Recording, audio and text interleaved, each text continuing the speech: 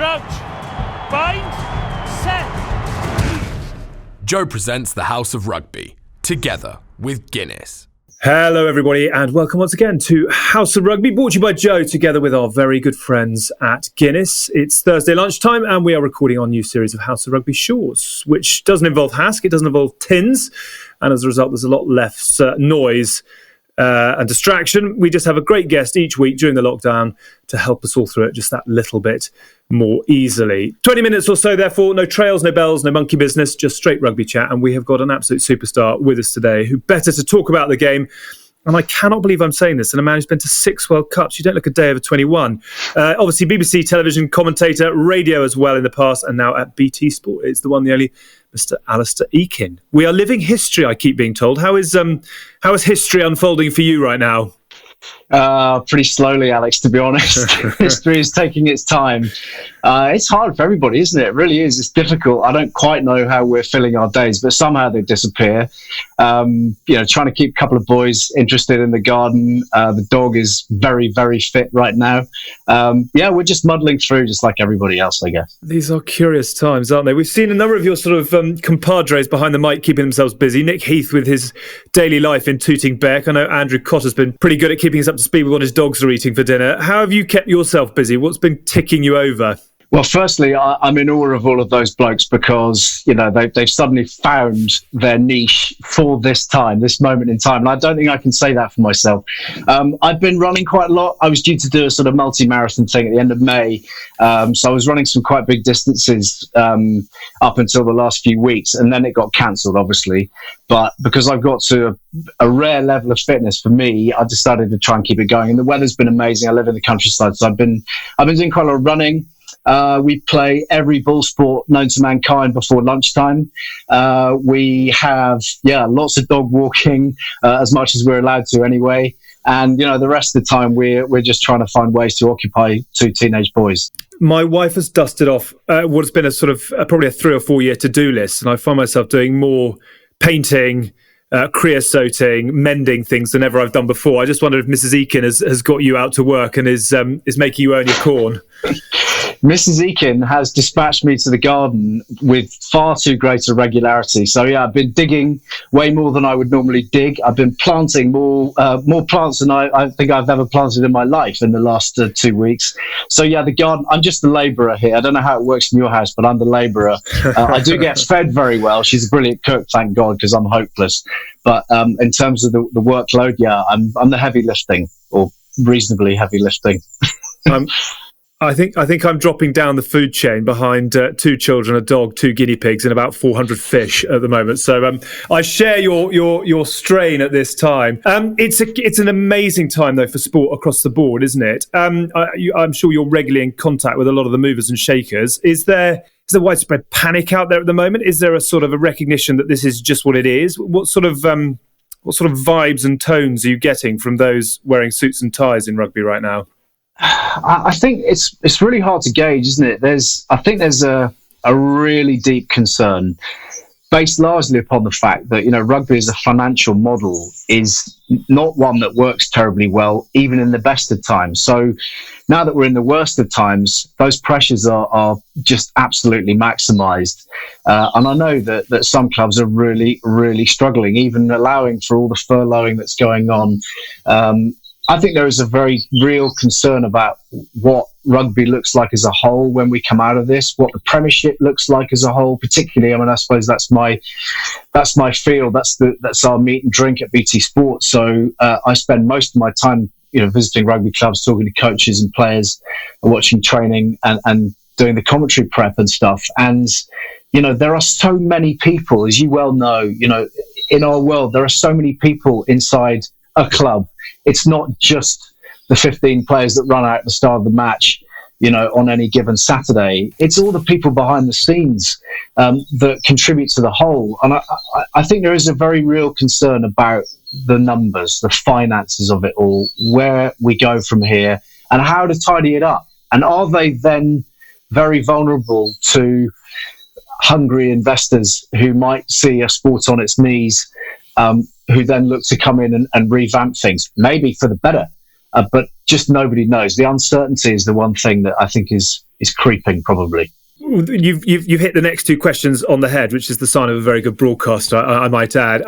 Just in terms of the reboot, we actually had, and I'm going to go off on a tangent as well at this point, but we had quite a lively show with James and Mike the other day. We were talking about the state of the games, the clubs that are on the brink, the leagues around the world that are potentially on their knees.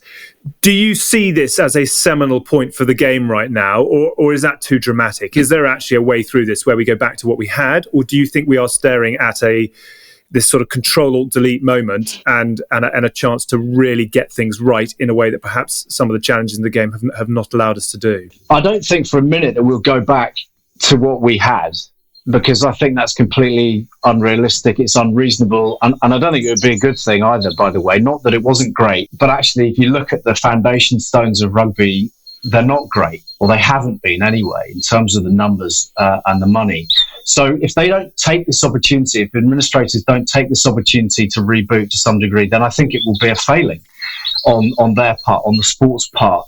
I'm not beginning to suggest that I've got any miracle cure, any silver bullet, any brilliant ideas that are going to lead to working all of that out. But I think, as with every household, you have to try to live within your means. And obviously those means have been restricted recently for all of us. They've been restricted for rugby, and rugby has been living well without its means in recent months and years. There are any different number of reasons for that, but we have to look at things like player salaries. We have to look at what's reasonable, what is sustainable, what is going to make sure that we actually have a sport in 2 years' time, 5 years' time, 10 years' time, because I don't think the model that we have, certainly in this country, is sustainable at all. And at some point, it was probably going to go pop, or various clubs were going to go pop at some point anyway. This may have just accelerated that process to the point where the focus is total. And hopefully there are lots and lots of very clever people, much cleverer than you or I, who are going to come up with various different solutions that can help us on our way. But I think everybody has to be realistic, and that will involve the players being realistic about what they can be paid. Yeah, it's a very, very interesting point, and I think I echo the sentiment. I think wages as they currently are probably one of the first things that they're going to change in the brave new world. The other thing I just wanted to pick up on that on the show we did the other day is Hask had, let's call it a sort of very powerful opinion on broadcasting and the coverage of the sport, and it was fairly all encompassing in who he was taking down. And actually, I had one or two of your. Yeah, absolutely. And funny, it was interesting. I had a good chat with him off the back of it, actually, and he absolutely stands by it. There's nothing personal in it. It's not attack on people. It's just that, the way rugby has been covered is potentially not the way that it should be covered, in his opinion, in order to attract and snap up, the younger generation. I had one or two of your BT teammates actually who popped a little message in saying, is Has smoking crack right now? And these are desperate times. God knows what he's doing, to be honest with you. But I just wondered if you'd seen it, what your view was, how it had gone down, and whether, in some ways, a guy who has recently come out of it and makes a lot of content, generates a lot of noise in what he does, whether there were one or 2 points in there that were valid and worth exploring. Yeah, look, I think there were some valid points. I think first and foremost, I chuckled a lot because it took him 4.5 minutes to tell the broadcasting community that they weren't punchy and short and capturing everybody's imagination enough, which did make me laugh. Brevity is not his strong point, but no. Strong opinions are. Yeah, look, everybody's going to have an opinion on how different people, how different organisations cover the sport. We will all have an opinion on that, going back probably many, many years, whether that's BT's coverage now, Sky's coverage now or before, BBC's coverage, ITV's coverage. One man's meat is another man's poison, as they say, and you cannot please everybody. If we are agreed that the sport needs to regenerate its fan base and introduce, and make it as interesting as possible for younger viewers, then I think we probably all can agree that does need to happen. And there are ways and means that you do that.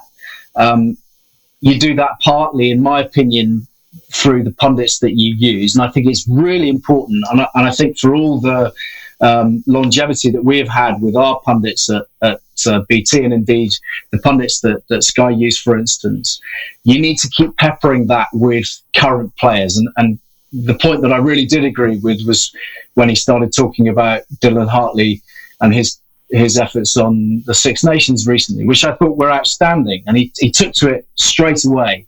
Really clever. And not many people can do this, I don't think. You may disagree with me. But to be able to make your point in a short, succinct fashion, but absolutely hit the nail on the head, and then get out and let the discussion continue. And I thought Dylan did that really well. And I think, sorry, I'm now being very long-winded, but I think we have a responsibility to make sure that we bring in current players as much as we can. And we tend to do that almost every match and involve them as much as we can so that we get the current thinking, the up-to-date thinking as to what's going on in the week, how they're approaching matches, tactics, mentality, all the rest of it. If we don't do that, then we can lose touch very quickly.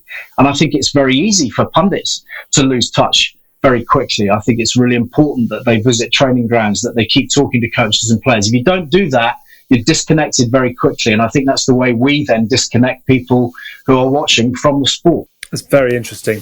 And I think these are challenging times for broadcasters, obviously, given the fact there's no sport. But I think there is a challenge around sports broadcasting at the moment, in that the levels of competition now are, in terms of viewership, is so great. When you started back at the Beeb and I started back at Sky, there were 3 sports channels. There was one game of rugby on a Saturday afternoon, and you had one from Super Rugby if you were lucky on Saturday morning. Now you can watch 4 games a weekend from, on a big weekend from the Premiership. You can watch every game from the Pro 14 on Premier. You can watch Super Rugby across the board. There's so much opportunity to watch whatever you want, that actually trying to pick out the big gigs and broadcast it appropriately and give it the due attention, I think is an ever increasing challenge. One of the things, funny enough, we were talking about at Sky a while ago was the ability to take a single game but broadcast it to different audiences. So you have, hypothetically, Dick and Dom doing a kind of kids version.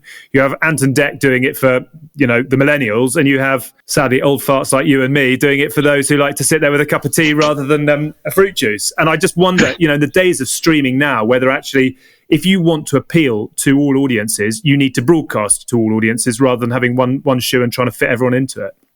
I think it's really interesting idea. I mean, it comes with issues, of course, because you're basically pigeonholing people. You're putting them in a box and saying, well, you belong to that category, and therefore I'm going to talk to you like this, and that can have its complications. And I think it's more about allowing people to choose. You just give people the option, whether they want to have a bit of comedy wrapping their game, or whether they want to have deep set analysis, or whether they actually just want to listen to the crowd effects. I think the options in media now with the streaming is that people should be able to, and I think probably want to choose. Imagine if you could put up a Premiership game on your smart TV and you could wrap your social media around it, and you're actually just talking with mates in your WhatsApp group, but you're doing it on your telly kind of thing. I just wonder whether the digital era, sport needs to embrace it in ways that it simply hasn't got close to doing yet. Yeah, I think there's every chance that happens. Obviously, it comes with costs. If you're suddenly broadcasting 4 times over, there are associated costs with that. But if the demand is there, I think you and I love rugby, and those that listen or watch this presumably love their rugby. I think we also have to be realistic about how niche it is actually globally. It's huge in pockets of the world, but it is not a global sport in the way that football is a global sport. It just isn't. I would love it to be. You would love it to be. We seem to be constantly chasing the rainbow with the USA, with China. They've got all sorts of other sports that they're much more interested in than rugby. I would love for rugby to be as prominent there as it is here, but right now, rugby is still quite a niche sport. And I just wonder if it has the capacity to diversify in quite that fashion, certainly at this point, because you look at the numbers of people who are watching, and yes, when it's on terrestrial telly for the Six Nations, you get big numbers, 6, 7, 8, 10 million people potentially. But generally speaking, certainly club rugby, I don't think you can afford to dilute your viewership in quite that way. It's a lovely idea, and I think it definitely has some merit. I think right now we're probably not at that stage, but we may be there quite soon. We shall see. The other thing just I quickly wanted to pick up on was that you mentioned the CVC money and investors potentially who are keeping a very close eye on the sport at the moment. Is it clear where the CVC money that they've injected into Premiership Rugby has gone? The players are certainly asking that. I think it's a valid question. I don't know the answer to that question. I think, listen, if you talk to people as I have, in the management of various clubs, they will tell you that some of it's been invested as it was intended. I think you get the general idea that on some occasions with some clubs, they've used some of it to plug a hole. But if you're a club that's losing 4 million a year or 6 million a year, or even $1 million a year, and somebody hands you 13 million quid on a plate, and you've got a debt backed up of 5 to 10 million, are you not going to put a slice of that in that black hole, if not all of it? I think that would be human nature, probably, to do that. And I'm not saying it's been misused. It's their money to use it how they wish. But I think the idea of it was to make sure that the infrastructure was strong, that they were broadly building the kind of foundation that you and I and everybody who loves the sport wants the sport to be built upon, and whether that's new stands that perhaps are safer than they've ever been, whether it's grassroots stuff to feed the club with great young players, investment in the academies, all the rest of it. I'm not sure it's all gone in the right place.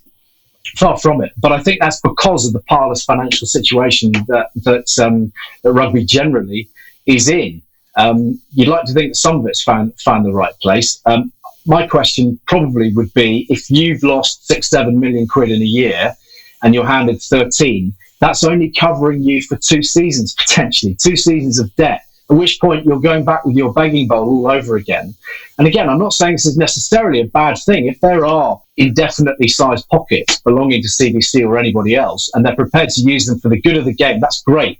But we haven't heard a single thing from CVC as to exactly what their intentions are for the sport of rugby going forward. We haven't heard or seen a vision. I'd love to hear it.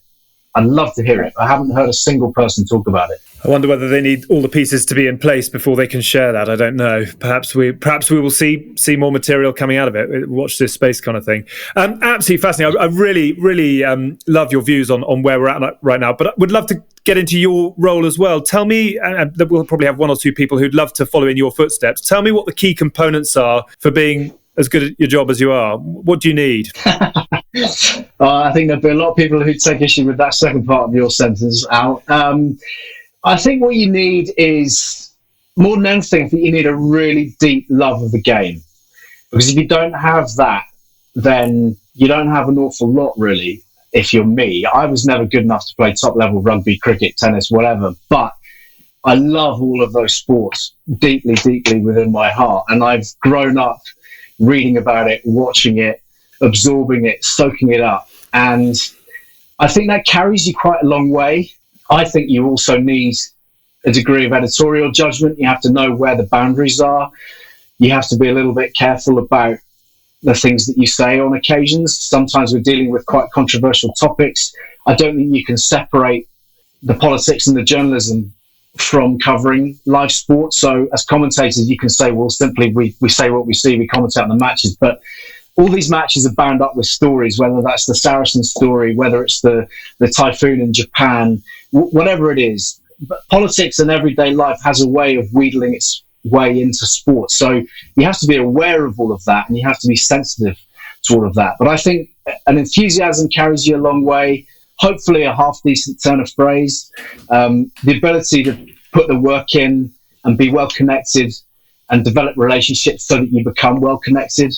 Probably one thing people don't see of some of the work that the commentators do would be the work at the training ground, visiting the training grounds. I know, you and your guys would have done a lot of that as we do. And that's the way that you really... I feel like I plug myself in that way. I visit Worcester or Ross or wherever it is, and I spend an hour and a half watching them training. I don't see what Loris Delalio might see watching them train, or Austin Healy, or whoever else it is. But I'm watching. I'm getting a vague picture about what they're doing, and then I'm talking to the coaches about what they're trying to achieve, their issues that week. Talk to the players about what's occupying their minds, things they've been working on. Just trying to get under the skin a little bit, and that's for me so much more worthwhile than spending half an hour on the internet. I can find out a lot of stuff on the internet, but I find out 10 times as much if I visit the club. So I guess a combination of all of those things, hopefully, and then and then you just try and deliver it in a halfway sensible fashion on the weekend. Sometimes easier said than done, as I can certainly attest. And obviously, you've been allowed into some pretty tight inner sanctums as well. I mean, I just wonder, that element of trust that you refer to and being given that, have you ever got that wrong? Have you ever sort of found yourself falling foul of some of the big characters of the game? I would be lying if I said I haven't ever got that wrong. I probably get it wrong a lot more regularly than I'm even prepared to admit, and there'll be lots of people who probably assume that I do. There's a different sort of element that you have to bring into play when you're interviewing people in a controversial situation, I think. 90%, probably more, 95% of all interviews that you and I will conduct will be probably celebratory ones. If they're not off the back of a team winning, then it will be talking to a player about what motivates him, what drives him, opening him up, trying to do a nice feature on a player or a coach perhaps. That's very different in my experience to working in a more stressful environment, such as the Saracen story, for example, when I went to go and interview Mark McCall a handful of days in. That was difficult. I've known Mark McCall more than 10 years and I really like him. But he had some important questions that he needed to answer. When you're in the tunnel and you're doing post-match interviews, it's very heated at times. It's very emotional down there, as you know better than anybody. It's the highs and the lows, and you've got to be sensitive to people's emotions. And obviously, when you're there with a microphone, your sole intention is to get a great interview. My sole intention is that, rather than making sure that I tread very carefully around people who may be feeling certain things. But you have to factor that in. There was one moment in the tunnel. I have to be a little bit careful about how I couch this. It was in Dublin. We're very it was open. A few years back. It's just you and me, right?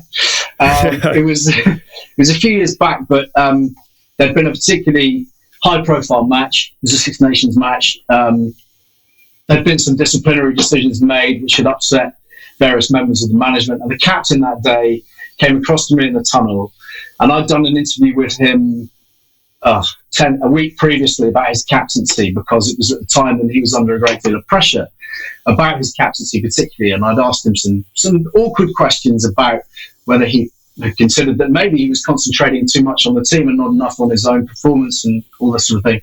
He'd seemed fine at the time.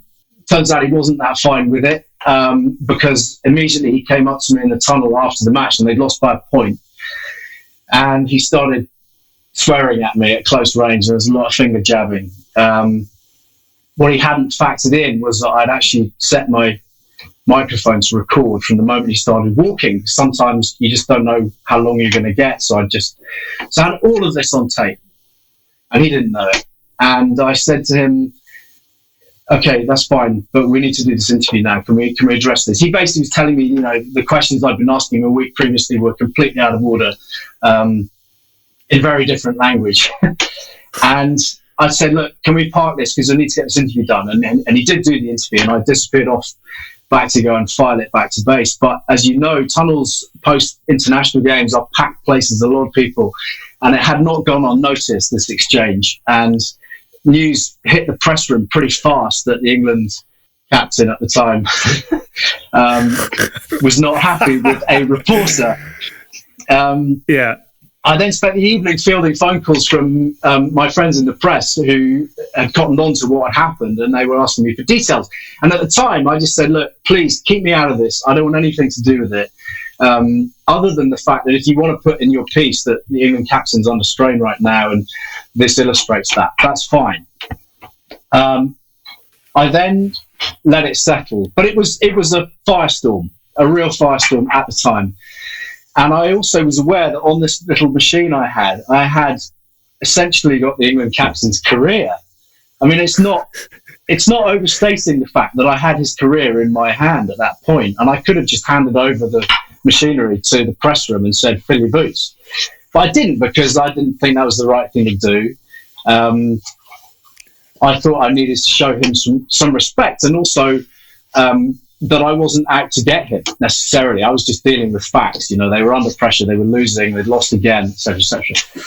Anyway, long and the short of it is that the next time I went to visit England camps to do some interviews, I was called into a special room where they had summoned this individual to come and apologise to me, which I had not asked for, but I just decided to roll with it. And he was full of apology. And I just said, look, the one thing you don't know is that on this little device here, I had the entirety of our exchange. So you just can't go around talking to people like that, no matter whether you think a microphone's rolling or not. You just can't do it. It's too dangerous. But you need to know that I didn't do anything with that information. So not everybody's out to get you. You have to treat people properly, and then they will treat you subsequently with the same amount of respect. So it was a fascinating situation for me to have to deal with quite early on in my days dealing with England. I like to think we all came out of it relatively unscathed. But as I told him about the recording, I just saw the entirety of any colour draining from his face. And I said, don't worry, nothing's happened.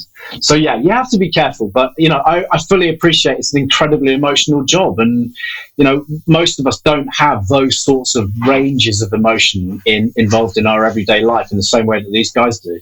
Have you ever had a cup of tea with that England captain since? Ever done anything with them? Yeah. I've done things with that individual subsequently, and it's fine. We're all fine. We're all friends now. Tell you what, when this video goes up, there'll be so much speculation. We'll have to have you back on another time, and we can get their permission to reveal the story. We should get you on together, actually, because it'd be brilliant to do that as a sort of side by side. Anytime.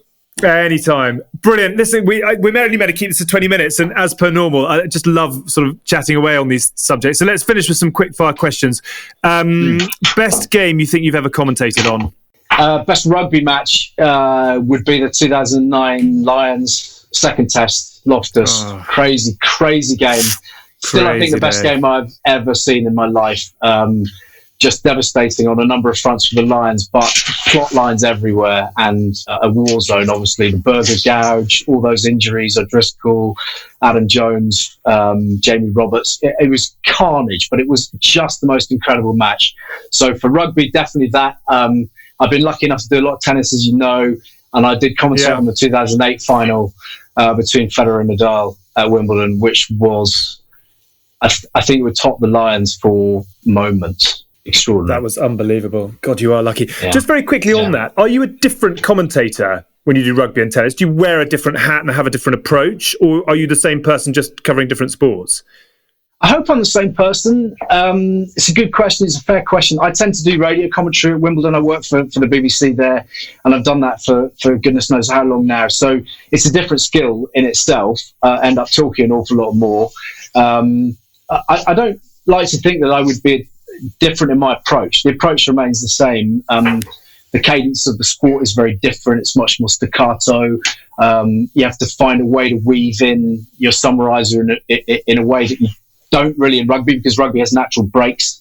So the co-coms have their moments. In tennis, we've developed, I think, over the years, a more conversational style of commentary. So it's a bit more, if you listen to Five Live at Wimbledon, it's a bit more TMS style. Basically, it's a bit more cricket commentary because you can't listen to backhand, forehand indefinitely. Your brain can't handle it. So the skills are different, and actually, you have to be super sharp because you miss the moment very easily. But yeah, broadly, I'd hope I was the same broadcaster. Yeah. Sorry, I phrased the question badly. It was more whether you kind of see it as different skills to do the sport. But I think you answered the question I was trying to ask, which is again very kind of you. Best player you've commentated on, and I'll give you rugby or tennis, really. Rugby, O'Driscoll, for me. Yeah. I mean, the bloke just did things on a pitch that I've not seen anybody do before or since, really. Skill level's ridiculous. But also, I think probably above and beyond everything else, he was that guy who knew when the moment was. The number of matches that we will have all seen him just grab by the scruff of the neck and go, "I'm winning this now." Yeah. I don't think there's anybody to touch him on that level, if I'm brutally honest with you. I just love watching him play. Low slung, swing the hips, great step, pace. Earlier in his days, certainly, and just excitement, real excitement. And tennis, it has to be Federer. just so graceful, so elegant. Looks like he's not broken sweat after 3, 4, 5 hours. I just love. I could watch him all day. Both goats. It's funny on O'Driscoll. I remember interviewing O'Driscoll, and it must have been about 2004 or 5. Leinster went down to Bourgoin, and it was an awful game, absolutely dreadful. But he scored 2 unbelievable tries. Do you remember it was the day of the long peroxide hair and the orange gloves that he was in his rock star days? But I just remember interviewing him after the game and say, he scored an absolute worldie. And I said, where does that come from? And he literally said, it all just slows down, and before anything happens, I can see it happening. And I just thought that's a player on a different plane, really. He's sort of controlling the matrix. It's instinct, isn't it? It's instinct. Yeah. It's just pure. It's inbuilt. Like the guy was born to play rugby, like Federer was born to play tennis. For whatever reason, they were given that talent. And you look at it and you admire it, and your mouth drops open, and you just think, if I could even have 0.5% of that for 10 minutes of my life, I'd die happy, And that for me is the essence of sport, really. It's like they're doing extraordinary things that we can't even dream of being able to do, and marveling in that is the real happiness I get out of my job, I think. I'm sure you'll find that 10 minutes in the garden this afternoon with the boys. I'll be an absolute sort of a military medium over the wicket. You'll have an absolute blinder. These aren't very quick fire questions. Best stadium to have commentated from? Probably Loftus that day. Yeah. I think Loftus first felt, you've been so many different Lions tours, Alex, and you know what those stadia are like when the Lions fans are in. Nothing like it. So for me, the steep banking and that all-encompassing atmosphere, just breathtaking. Worst stadium for your job? There'd be a lot of those. Oh, where would it be? It might be. Do you mean currently or ever in the history of my time commentating? You're on. You take it wherever you want to. Mine would be Adams Park. God, I hated Adams Park. Adams Park was really bad, and they had the commentary position low down on the 22 metre line. So if everything's happening in the far corner, count me out. Particularly when the sun's coming like that straight into your face. So that would be close. There'd be a few in that category. I'm not going to name and shame them. Let's go for Adams Park because it's a thing of the past. Yes, you probably have to go to a few of the current ones. Best try you've ever commentated on? Any that stick out? I commentated on Chris Ashton's try against the Australians at Twickenham. I can't remember what year that was. 2010, I think it was. 2010? Something like that. Yeah, that was extraordinary. And subsequently learning that, lots of people had taken that moment to nip out for a leak or go and get a pint or whatever. And honestly, I was buzzing for days after that match. But because of that try, it was epic. And the finish was brilliant. The start was extraordinary. There was no reason that try should have been scored. So that was pretty cool. Those are the days of the anthracite England away jersey. I remember the press release? Yes. God. Yes. Polishing they went through somewhat. Some bad times. And I can't believe it. I keep saying this, 6 World Cups, but which was your favourite? That's a really difficult question. They were all fun for lots of different reasons. I think probably... You know what? I was there for the least amount of time in 2015 in Japan. I went for a month and did the pool stages for the world feed, and I got to do Japan-Scotland, which was that epic match after the typhoon, which is right up there, by the way, in terms of matches that I've been lucky enough to commentate on because of the occasion around it and everything that had happened beforehand. And Japan, I think, offered something that none of the others did, opening us a window into a whole new world, an alien world. I'd never been there before. I was with a really fantastic team, brilliant bunch of people. I really, really loved it. The others, I probably worked more and perhaps harder in the others. I was working for radio and it was all hours of the day and night and every breaking story. I enjoyed them all for lots of different reasons, but I think I might go for Japan just simply because it was so different and really eye-opening. I would echo that. Certainly better than 2015. That wasn't difficult. Yeah, was hard. Back into the cricket. What's your any other business over the next week or two? I mean, obviously more running. Dogs are going to get fitter. The garden's going to look amazing. But how are you going to keep yourself sane? And when do you hope to get back into it all? Well, I'm quite hopeful that we're going to see some rugby this summer. Maybe that's blind optimism, but you know what? We've got until September, I believe, to try and get this done. It's early April now. I fully expect to be locked down for another month or so. I don't think we'll probably see any rugby till end of June, maybe July. But even if we get to July, I think there's an opportunity to have a crack at finishing the season. It might be a curtailed one. It might be behind closed doors, which should be, imperfect, but better than nothing. And I think the clubs will be crying out for it. Certainly BT crying out for it. Everybody who loves sport will be crying out for it. So I'm quite hopeful that might happen.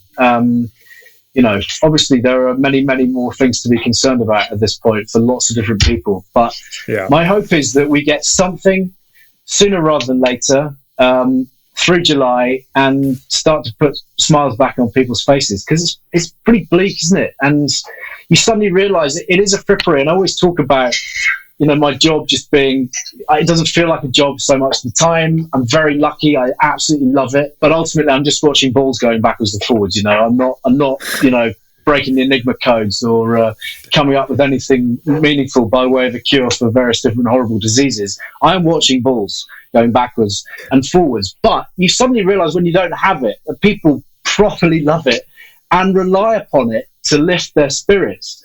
And if we can do a little bit of that when it all comes back, then I'll be happy.